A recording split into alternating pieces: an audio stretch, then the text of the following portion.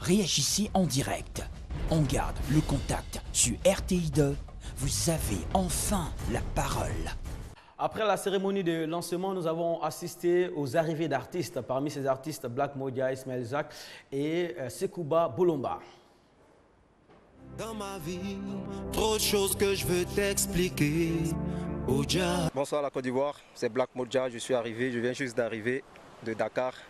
Et ben voilà, je suis là pour le festival qui aura lieu dans peu de temps à Birégé. Et en plus de cela, il y aura encore d'autres spectacles auxquels on va participer. Je viens juste d'arriver des États-Unis. Je suis là pour le Abbey Reggae Fest. Et après ça aussi, je continue la promo avec l'album Sejo.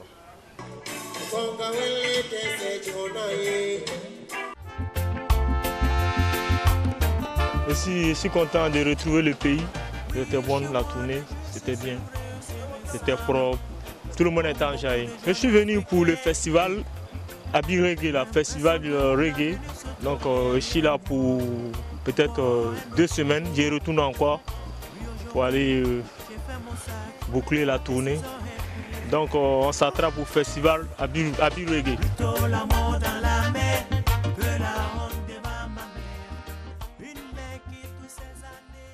José, à ce niveau précis, y a-t-il eu des problèmes concernant les plans de vol, les arrivées?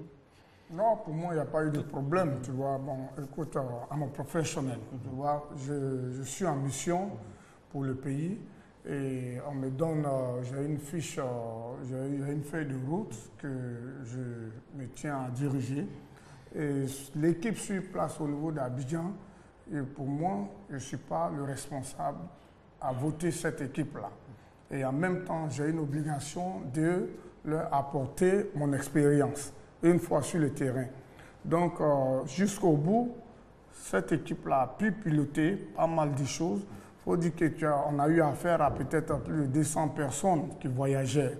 Donc, j'ai eu des petits ratés et moi, je n'appelle pas ça que voilà, le festival a eu un problème ou quoi, puisque ce qu'on attendait, le résultat que moi-même personnellement j'attendais, c'est ce résultat que nous avons eu, à part la chute de l'électricité le jeudi, avec Alpha Blondy, que je lui demande beaucoup d'excuses. On en parlera tout de suite. Quand même, c'est un homme qui venait donner un peu de plus à ce festival-là, parce que c'est lui aujourd'hui la star mondiale du reggae. Donc, que je peux dire. Et ce côté-là, j'ai eu un peu le stop par rapport au côté technique que je n'ai pas beaucoup apprécié. D'accord. Donc à part ça, le festival s'est bien passé. D'accord. On va revenir tout de suite. Et dans la même période, on a appris qu'il était possible désormais de faire des vols directs entre la Côte d'Ivoire et les États-Unis et vice-versa. C'est dans cette même période de Abbey Reggae Festival. C'est peut-être une bénédiction. Il n'y a pas eu que de la musique, il y a eu de la réflexion. Et le colloque nous intéresse. On vous passe un bout du colloque et on revient tout de suite.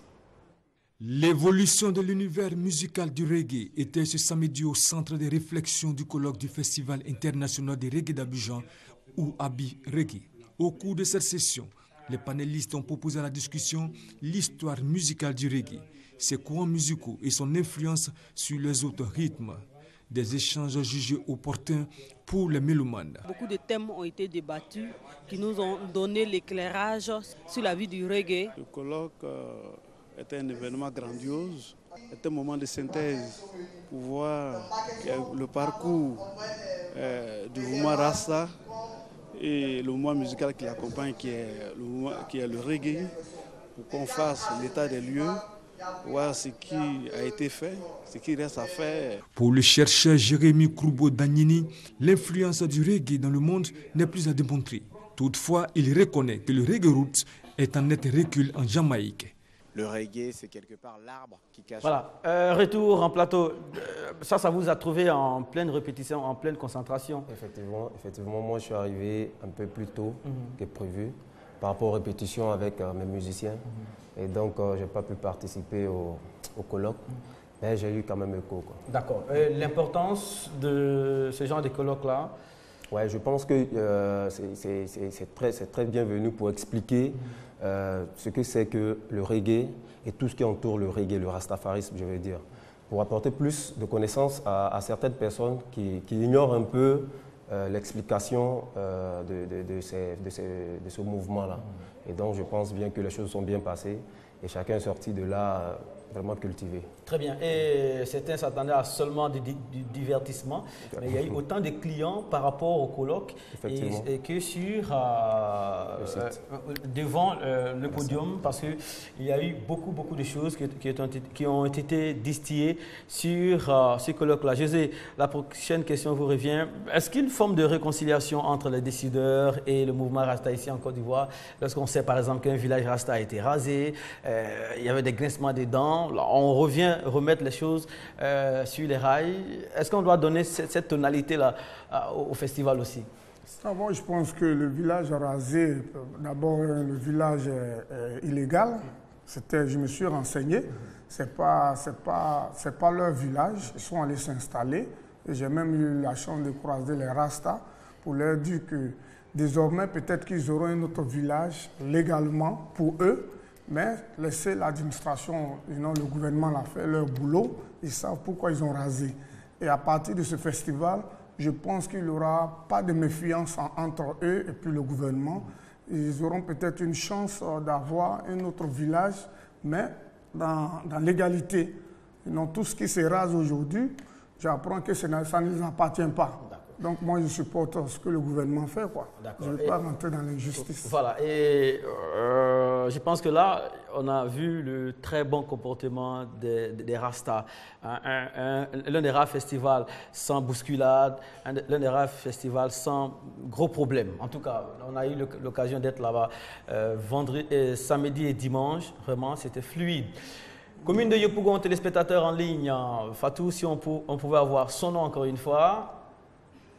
Monsieur Soumaoro est à Yopougon, il souhaiterait réagir.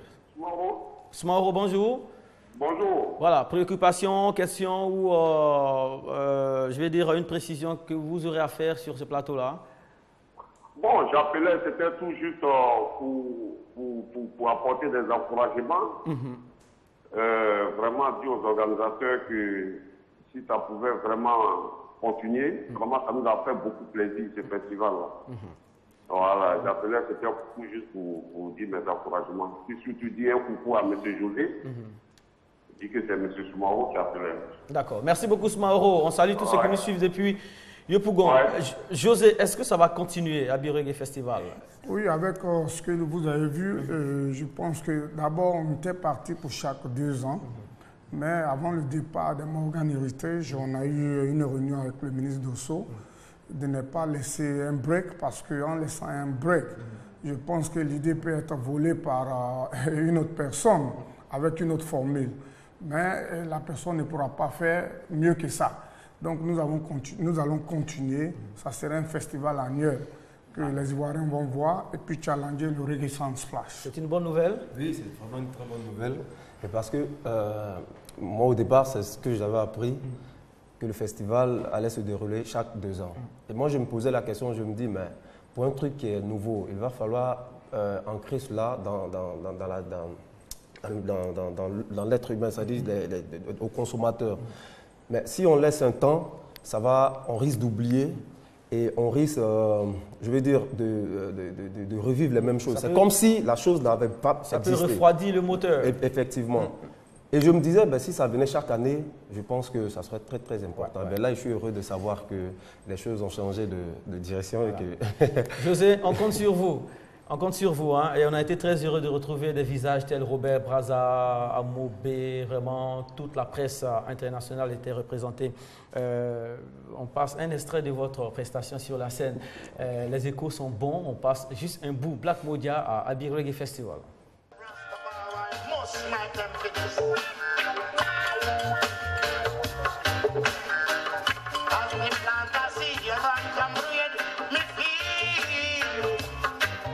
Stilja, pseudonyme, le père de la chanson Tiakoto, le Fanangoursi. Et à Birregui, qui nous permet aujourd'hui de se retrouver, de fraterniser et de se faire entendre.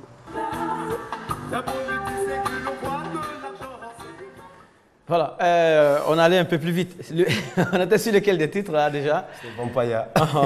D'accord. Et à votre niveau, José vient de dire, hein, le transport, la logistique, c'était des choses qui appartenaient à la branche Côte d'Ivoire de l'opération. Est-ce que vous avez senti que c'était bien coordonné? Je pense que je suis un peu mal placé pour parler de ça. Parce que normalement, Abi Reggae devrait me prendre en compte par rapport au transport. Mais ça n'a pas été fait. Juste parce que je suis venu un peu plus tôt. Voilà, je suis venu un peu plus tôt. Et le voyage devait se passer, je crois, du 8 au 13. Et moi, compte tenu des répétitions qui devaient se faire avec les musiciens, je suis venu un peu plus tôt, le 29. Et donc, on a essayé de... C'était la faute à qui? C'était votre faute? Bon, c'était pas de notre faute. Je sais, des artistes ont payé eux-mêmes leurs billets pour être au festival. Ouais, cette question-là, c'est bien parce que bon, moi, je ne connais pas le contenu du contrat de Black Moja.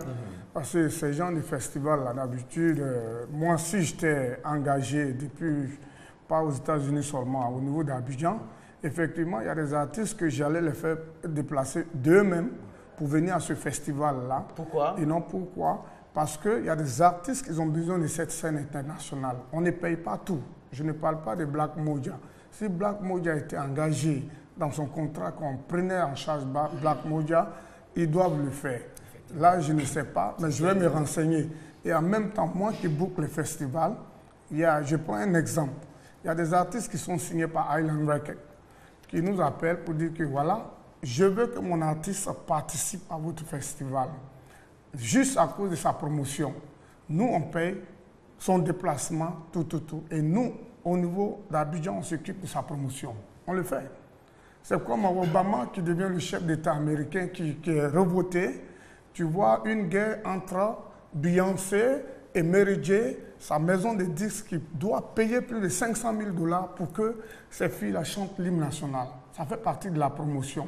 Parce qu'à la fin, c'est l'artiste qui gagne. Donc, ce contrat-là, il faut suivre ça. Si Black Moja a payé son transport, et j'ai confiance à mon organisation, mes collaborateurs, il sera remboursé. Ah, d'accord. Parce qu'aujourd'hui, je vous parle. Si le contrat lui donne raison, il sera remboursé. Chacun, ceux qui n'avaient pas touché leur reliquat, ont touché leur reliquat. Donc, pour moi, on a un homme crédible qui est devant, qu'il faut le respecter.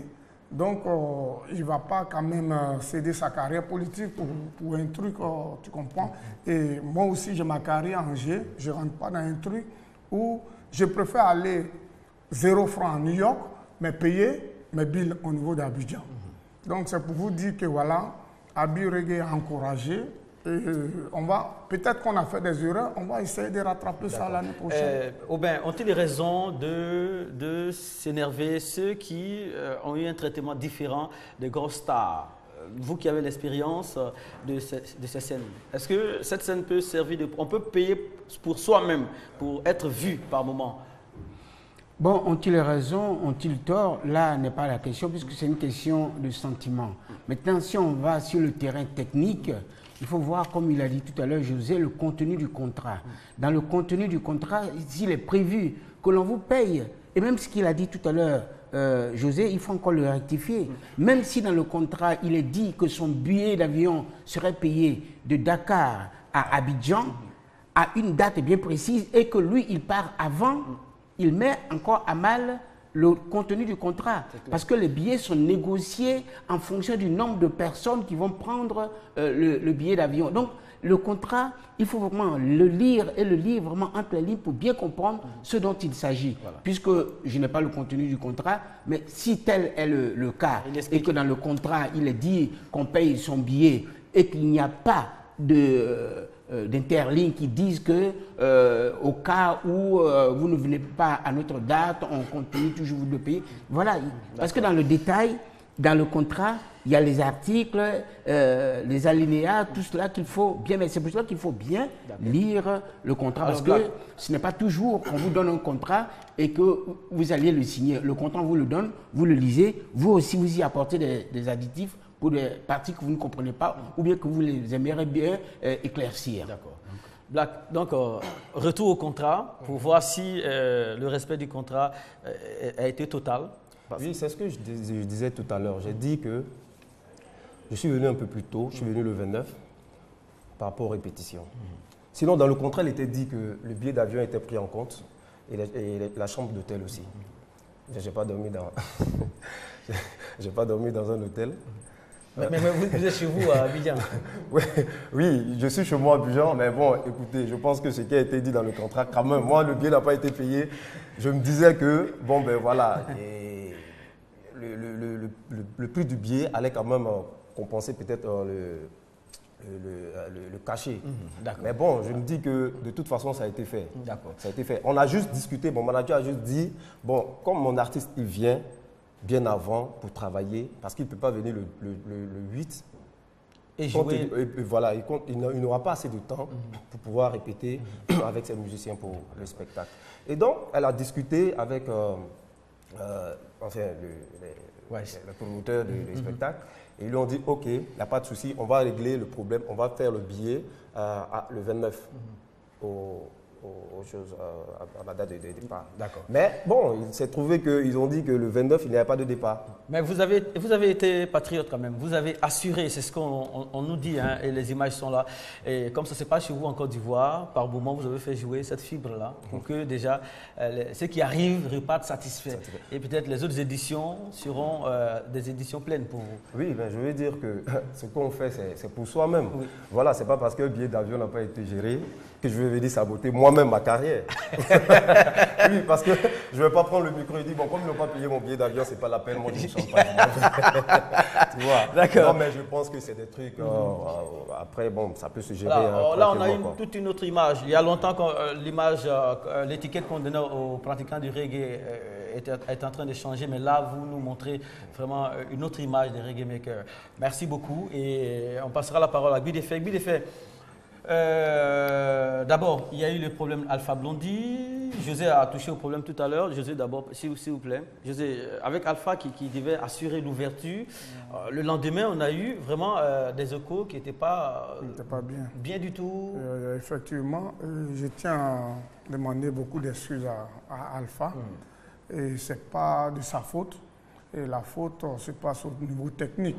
Parce que bien avant Alpha, il y a eu peut-être 3 artistes qui étaient les opening acts qui sont passés avec Alpha, avant Alpha. Et tout s'est passé bien? Non, ça se coupait, il y a eu des coupures. Je suis moi-même allé sur la console demander aux techniciens ce que vous faites là. Fixez ce problème-là avant que la tête d'affiche ne monte. Lui que je connais là, si ça se coupe une fois, deuxième fois, il va partir. Et Alpha est monté. Effectivement, il y a eu coupure parce qu'avant Alpha, il y avait Fadal. Ça s'est coupé. Fadal a géré comme ça. Mais avec Alpha, on a eu tout le temps de fixer. Pour un grand festival comme ça, si les techniciens devaient quand même voir si la console a pris un coup parce qu'il y a eu une pluie et on devait avoir un backup pour remplacer. On ne l'a pas fait. Ce côté, il faut donner ce crédit-là aux critiques. Ceux qui critiquent, ils ont raison. Mais nous, on demande des excuses, que l'année prochaine, on va prendre encore plus de précautions sur ce côté-là. Voilà. Oui, de fait, il y a d'autres problèmes qui ont été rapportés. Non, c'est-à-dire, quand on fait un travail, c'est l'honnêteté, l'humilité et puis la reconnaissance. Ce que José a dit, c'est tellement clair.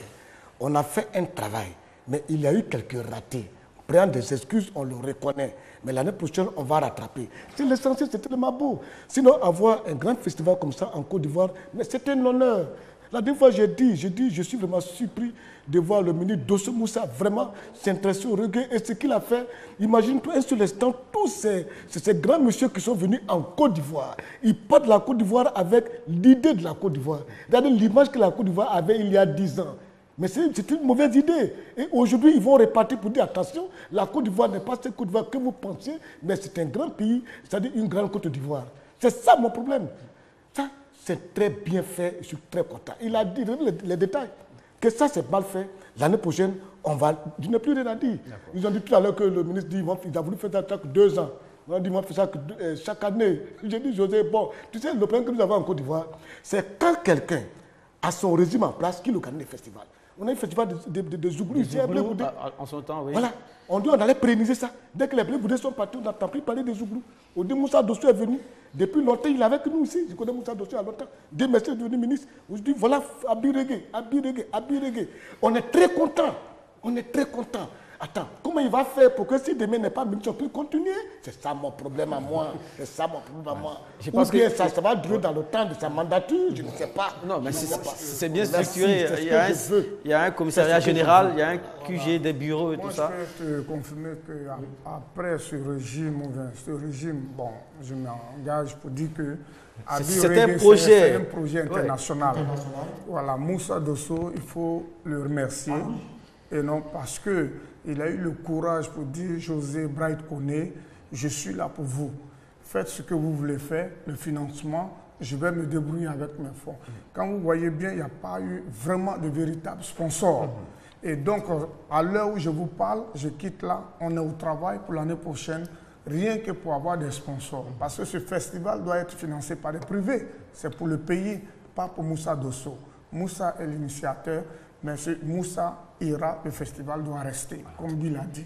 Merci donc, beaucoup. On a besoin des privés pour nous sponsoriser. Très bien. Voici ce qu'en dit France 24. Amoubé était là, elle était sur la scène par moment avec John Jay. Voici son compte rendu.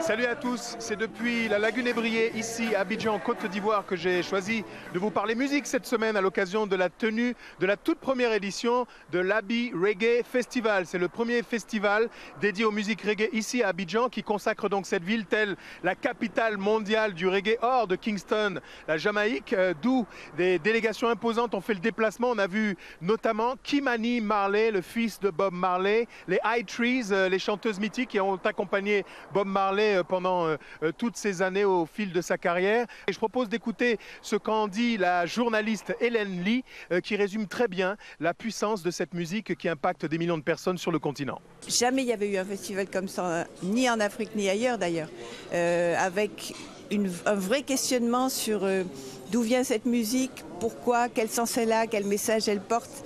Et la participation non seulement de super artistes de Jamaïque, d'Afrique, qui montrent vraiment la diversité de cette musique aujourd'hui, mais en plus des spécialistes, des docteurs, des spécialistes du mouvement noir. Et vraiment, pour une fois, le mouvement Rasta et jamaïcain est replacé dans le contexte du mouvement noir général. Et ça, c'est fantastique. Voilà, c'est qu'on en dit à l'international. Le bilan est globalement satisfaisant. Chapeau aux reggae makers qui ont du talent, donc on a les moyens humains.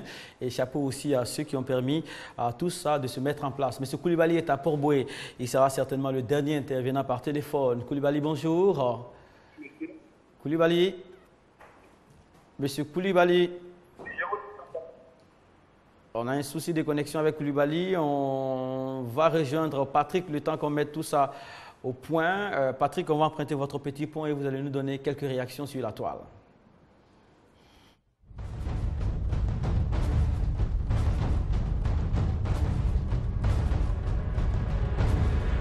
Voilà, ils ont bien suivi ce Abi Reggae Festival et les critiques sont très pointues. Nous avons la réaction de M. Franck Akoné qui nous dit, bien sûr, la Côte d'Ivoire a tenu ça en organisant ce festival de reggae à Abidjan. Rappelons-nous que nous sommes 3e au niveau mondial et on va encore confirmer notre rang parmi les grands pays du reggae conduits par de grands noms comme Alpha, Tikenja et Ismaël Isaac, etc. Franck Kwame lui termine avec une question. D'abord, il apprécie sur le fait que la Côte d'Ivoire a depuis plusieurs décennies mûri une culture reggae.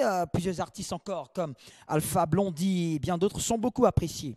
Cependant, je pense que le festival n'a pas été suffisamment présenté aux Ivoiriens, comme c'est le cas en banlieue pour des festivals comme le FEMUA. Big up au comité pour toute la technique à déployer. Alors c'est l'occasion de poser la question, Mohamed, est-ce que